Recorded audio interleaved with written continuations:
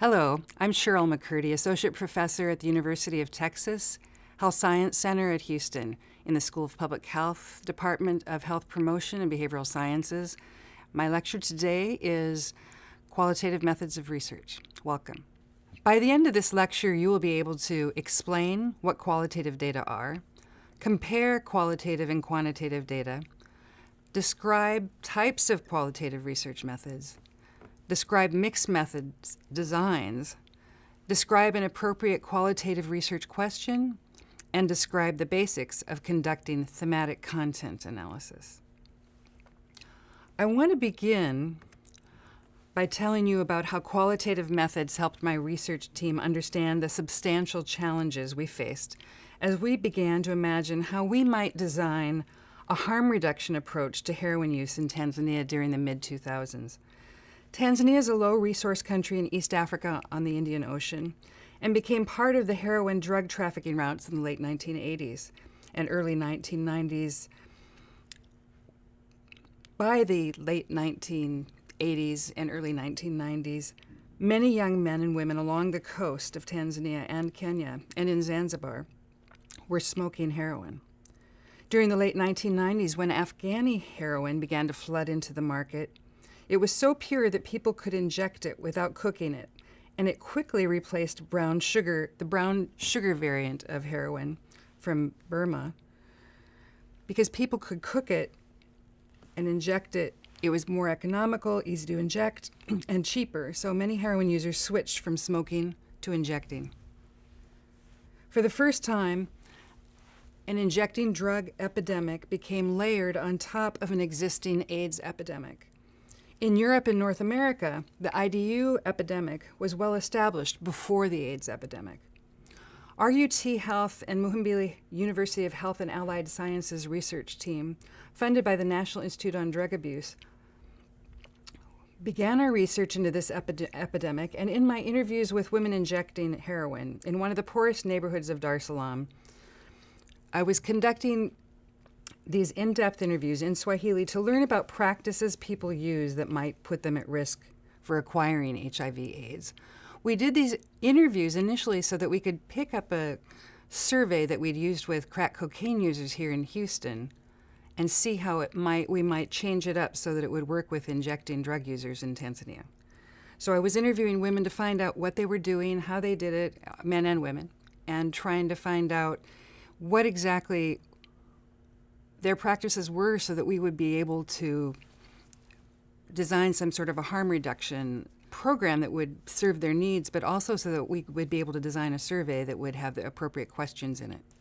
One of the things that I do at the end of my interviews, I ask a lot about, so what do you do? How do you begin to use it? How did you initiate use? Tell me exactly what you use and how you use it, who you use it with, where you use it.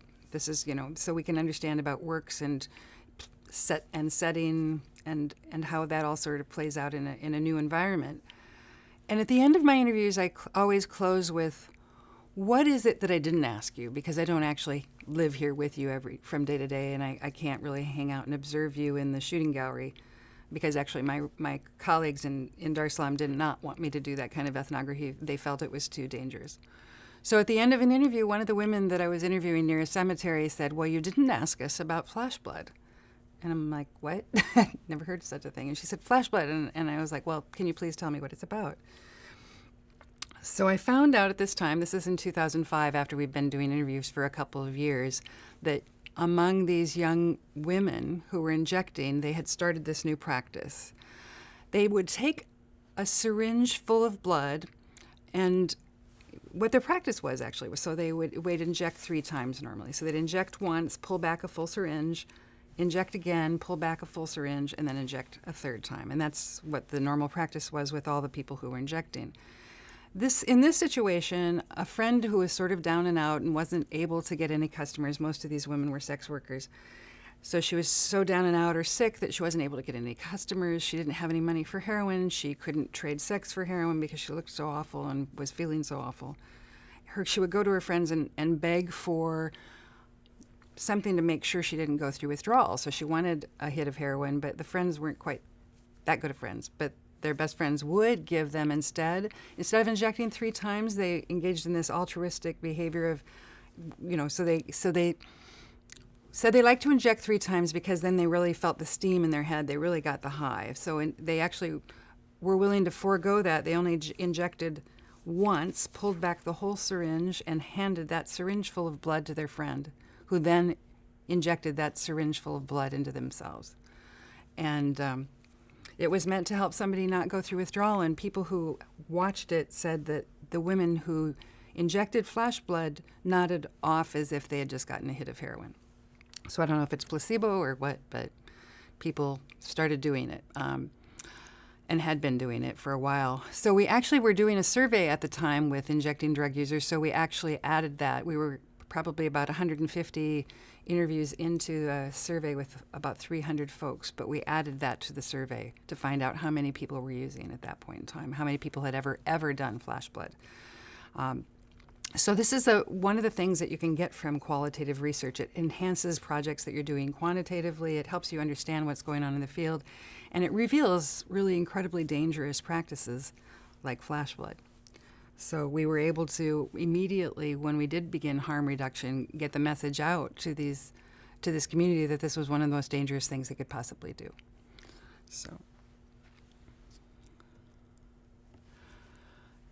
So we're going to begin the next section now, an overview of qualitative data. There's a number of different ways that you can do this kind of work. The learning objectives for this section are explain what qualitative data are and compare qualitative and quantitative data.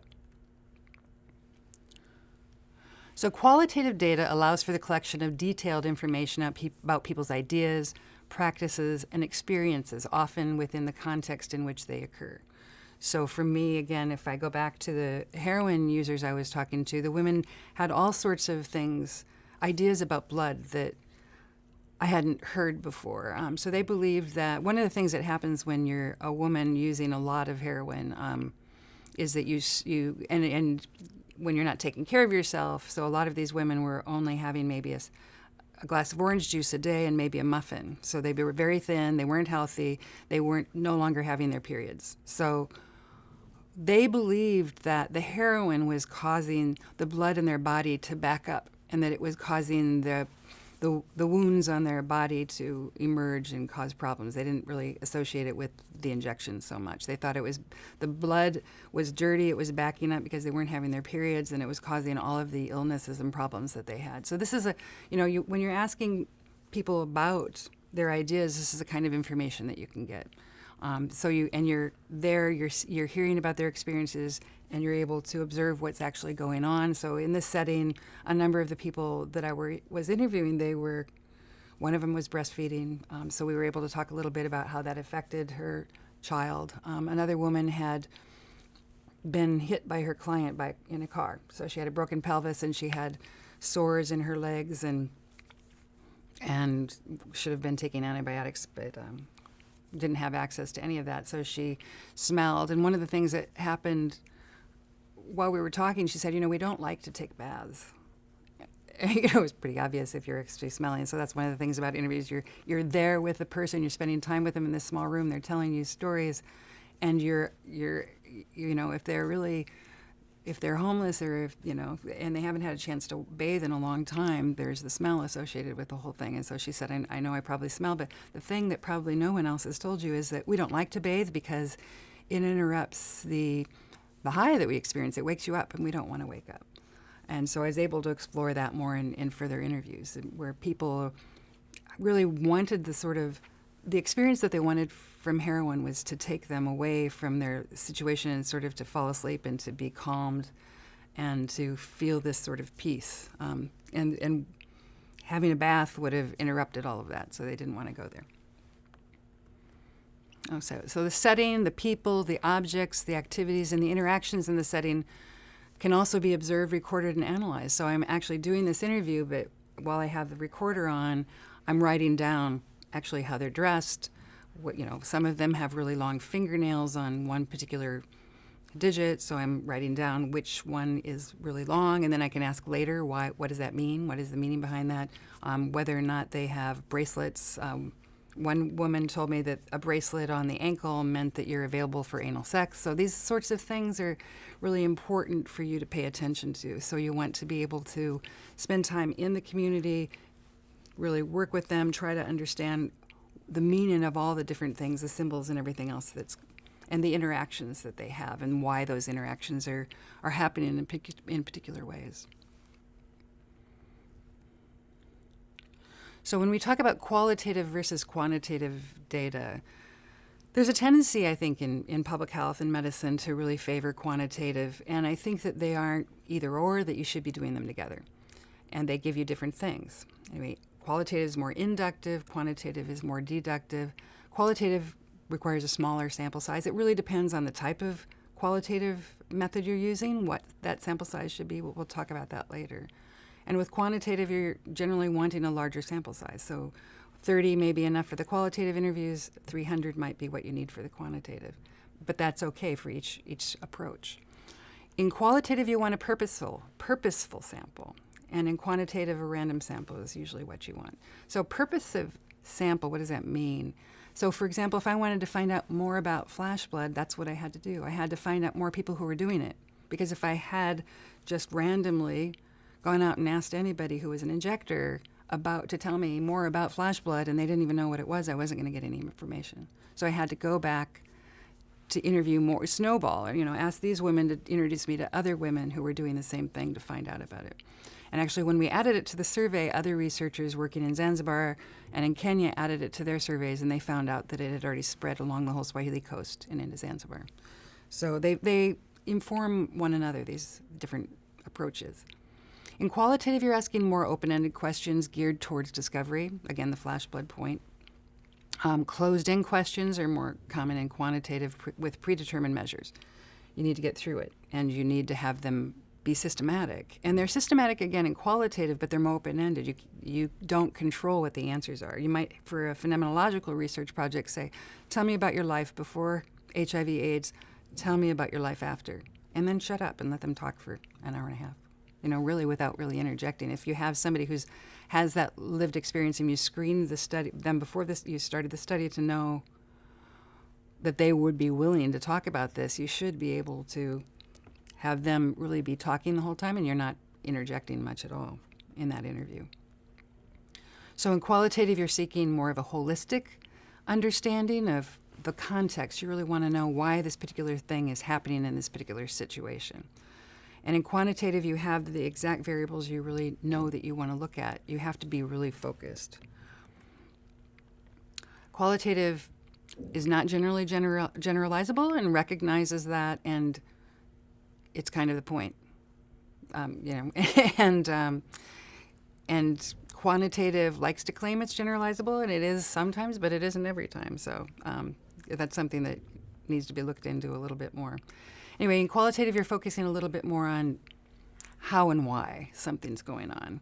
And in quantitative, you're looking at how many are doing it and when they're doing it and where they're doing it. So more about this. The qualitative methods are geared towards exploration, discovery, and the inductive logic. They often begin with inductive reasoning that begins with the observations rather than the hypothesis. So you're looking at the observation, maybe, for example, if I could spend more time in the field and see who's injecting in what sort of situation. So what I've actually been able to get the feedback from people in the field now is that women are still injecting.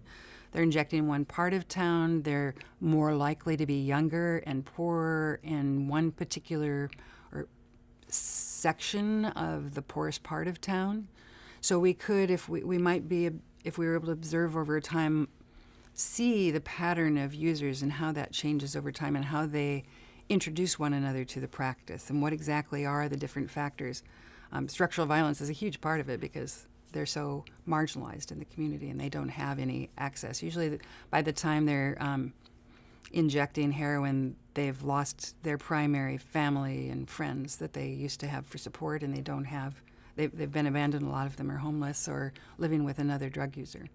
So they don't have much in terms of a job anymore. A lot of them are just kind of going from pillar to post to survive. So you could develop a tentative hypothesis about that, about maybe how structural violence and lack of social support is, driving these practices, and then build on a theory from that. The hallmarks of qualitative methods are, again, that it asks who, how, what, where, why, and under what circumstances does that particular thing happen. It really wants to know in depth, why is it happening, and understand all of the issues. And it provides insights into the meanings associated with people's decisions and their actions, and why their choices make sense from a particular perspective. So the handing over of flash blood to a friend, it makes absolute sense. You want to help your friend. You want to make sure they don't go through withdrawal. It's an awful, awful thing to go through. Everybody actually is driven to continue using, so that they use basically to the point to stave off the withdrawal symptoms. And so if you look at it that way, it makes sense to share. It makes sense to actually inject it, because you'd rather inject somebody else's blood than go through withdrawal. And people aren't really thinking this through at the time when they're starting to feel sick. And at that time, there really wasn't any education, and people weren't thinking about, what might happen from, these bloodborne pathogens I might be exposing. They're not sitting around having those kind of conversations. It's more like, how do I get my next hit? Oh, I don't have a hit. Oh, here's some blood. Okay, yeah, that works. That sort of thing. So in a particular way, it makes sense. And as soon as actually we started doing education in the communities about the harms, most of the drug users quit injecting. So we don't have the same kind of injecting problem now that we encountered when we first began doing the research in 2003. So people just were like, oh my God. And they also saw a lot of their friends overdose, and other people dying from AIDS and TB. And so they learned really quickly. So so you want to really kind of see what are all the different things informing people's practices, and what particular factors help them change. So it's sort of like what happened with the AIDS epidemic here in the United States, with a number of the men of that particular generation in the 80s and early 90s that saw their friends died. They changed their behaviors. And they are different in how they behave compared to younger men today, too.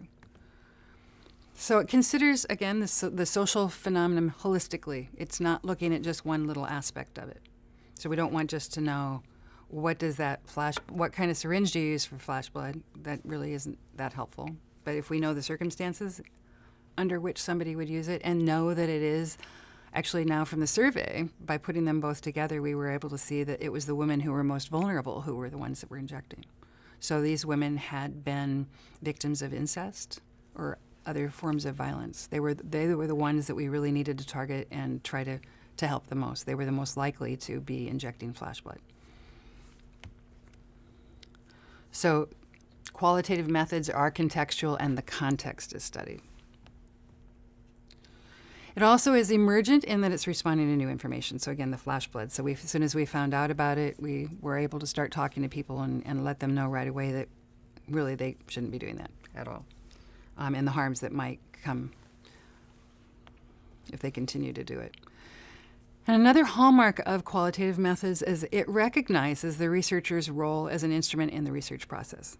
So just to give you an example, so my research in Tanzania and the fact that I speak Swahili and was able to work in this community. I'd been working already in Tanzania for 15 years, off and on, going back and forth. I'd done my master's at the University of Dar es Salaam in development studies. I had lived in the dorms with Tanzanian women, and the person who was actually my research assistant when I started doing this was the man who had been the driver for my best friend in the dorm. So I had that kind of long-term connections, watched his kids grow up, her kids grow up, and because I spoke Swahili and was able to hang out in this environment, and because they felt more comfortable with me because I spoke Swahili and I knew how to dress and behave, I think they felt more comfortable talking to me. And the other thing, actually, since you can't ask me, because this is really hard, actually, to start doing this kind of research with populations that are hard to reach it was really difficult to actually begin to reach out to them. And so we had go-betweens. So this research assistant went into the community and would talk to people and ask the people he knew that were using if they would come and talk to me. Then we would set a prearranged time and have interviews, and I would tell them what I was doing. We were able to do this with verbal consent. So in each one of the interviews, I said, I don't want your name, after we'd done the consent process, and it was verbal. I said, I don't want your name. I don't want the name of any other drug user. I don't want you talking about anybody's names. We just want to know what you do, what kind of people you do it with, and where you do it, so that we can design this program. So over the course of 200 plus interviews that I've done with that population since 2003, no one's been arrested because they talked to us, and they've seen not only a harm reduction program begin, but 3,000 of them are now enrolled in 3 different methadone clinics. And this is the first public methadone clinics on the continent. So it's been very exciting, and people know us and trust us, and it's been a long-going collaboration. And it often uses multiple methods, so qualitative. I wouldn't say just the in-depth interviews. So just to give you an example from my own dissertation research, when I was in the field, I did archival work before I went into the field. I went and lived with a family in the community in Ujiji, Kigoma area of western Tanzania when I did my work. And I participated in everything. I had breakfast with the family. A neighborhood best friend, actually, of one of the young men I lived with decided to become my research assistant, kind of followed me around everywhere. He knew all the traditional healers. I was trying to find out about subfecundity and infertility in the community and the role of traditional medicine as part of that. And he knew all the traditional healers because his mother had some mental illness, and they'd been trying for a long time to help her. So he was able to go to different places with me. When I went to interview people, they would tell me that a lot of things caused infertility. It's bad luck, God's will. It might be that somebody had a particular disease called Mwanamimba, which actually ended up being something, probably pelvic inflammatory disease secondary to gonorrhea. And then there was spirit possession. And sometimes the spirit would decide that they were going to inhabit your body and not let you have children. So that might be why you're not having very many kids. And when I learned that, I decided that I actually had to spend time in spirit possession meetings, and they have regular weekly group meetings and performances, and I started attending them. I went to 3 different groups. I also decided that I should get initiated into a women's fertility association so I could learn the different health education components of that. And when I found out that women were telling me that during your pregnancy or during your childbearing years, somewhere in there, you might inherit a spirit and then from your mother and then never have children again, I decided I needed to do a pregnancy history survey. So I did a pregnancy history survey of 330 women and found out that that wasn't true at all. So I came back to the community and said, well, look at this. You know, some people are having miscarriages or they're getting their spirit and then they're having 3 more kids, and you guys told me that that isn't how it worked. And they're like, isn't that crazy? Can you explain it? You're the researcher. It's supposed to be the way we told you. We told you the way it really is and the way it was generations ago. But all of a sudden, nowadays, it's crazy like this, and we don't understand either. So it's just a really interesting sort of, you know, using these multiple methods, not just a one-off, to kind of inform one another and try to tease it through and talk with different people. So one of the women who had actually befriended me on the train the first time that I went there, and was basically, I guess, my key informant the whole time, I kept saying to her, why do you think? Why do you think? And she said, well, actually, my mother had spirits, but I'm not going to inherit hers. And I was like, well, how can you decide that? And she's like, I just know I won't. I have uwezo. Uwezo in Swahili basically is, the translation could be social capital. So a lot of these women, some men that I interviewed said these spirit possession things were really just coffee clutches, and that these women were just getting together every Wednesday and Friday and to hang out together and take drugs, because sometimes there was something that they were drinking and inhaling. I have no idea what it was. So the men had actually been part of it before, but as they became more modern, they had shed those more traditional activities and not wanted to have anything to do with them. So women who were having a really hard time, they described their symptoms as, you know, basically anxiety, but they would go in, they thought they had high blood pressure, they would go into the doctor, and the doctor would say, there's nothing wrong with you. And then they'd turn to these traditional healers who would say, well, your problem is you have a spirit.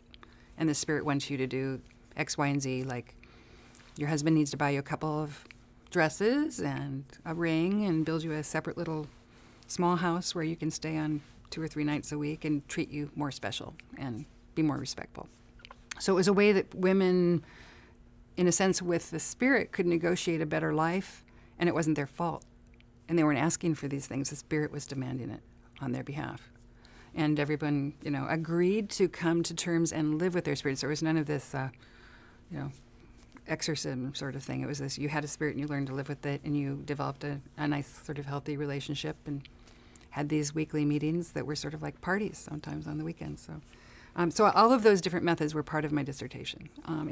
All of the information that at weddings and stories that people would just tell hanging out with coffee informed things that I found in the more formal, in-depth interviews and helped me with the pregnancy survey that I'd assigned. So I think it's really important to have all these different methods. And now we'll have a short quiz.